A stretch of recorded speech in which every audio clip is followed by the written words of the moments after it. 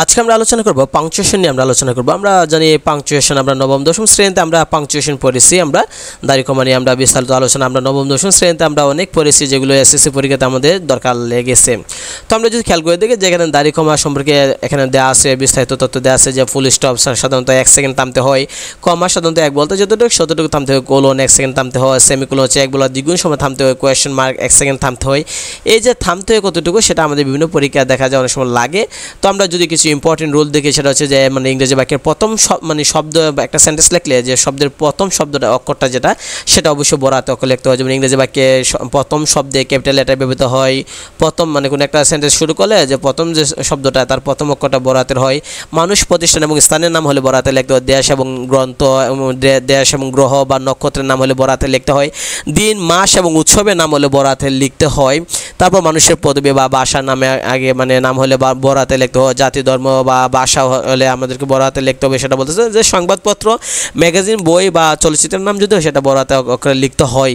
তো কখনো আমরা এগুলো দেখতে হবে যে কখন কোন দাড়ি কমা ফুল স্টপ কখন বসে, সেগুলো আমাদেরকে খেয়াল করে আমাদেরকে সেই অনুসারে প্রশ্নগুলো আমাদেরকে মানে উত্তর দিতে হবে। তো যেহেতু আমাদেরকে নবম দশম শ্রেণীতে এগুলো ছিল, সাধারণত মূলত ছিল যে মানে কোনো একটা মানে খাতার মধ্যে লিখতে হতো, কিন্তু এখন তো আমাদের যেহেতু হবে শুধু মানে এমসিকিউ হবে, তাই আমাদেরকে এতগুলো মানে সেন্টেন্স আমাদেরকে ডিটেলসে পড়তে হবে না, জাস্টগুলো একটু খেয়াল রাখলে চলবে যে দাড়ি কমা কখন কোথায় বসাতে হয় সেটা।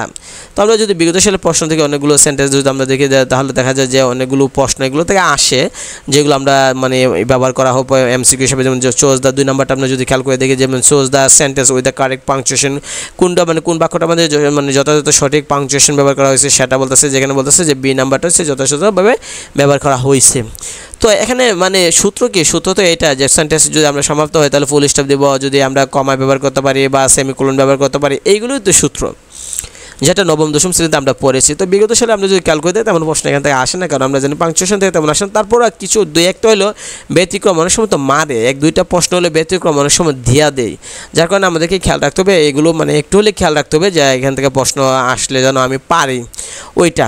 তো আমরা নেক্সট ভিডিওতে আমরা আলোচনা করব কারেকশন নিয়ে আমরা আলোচনা করব।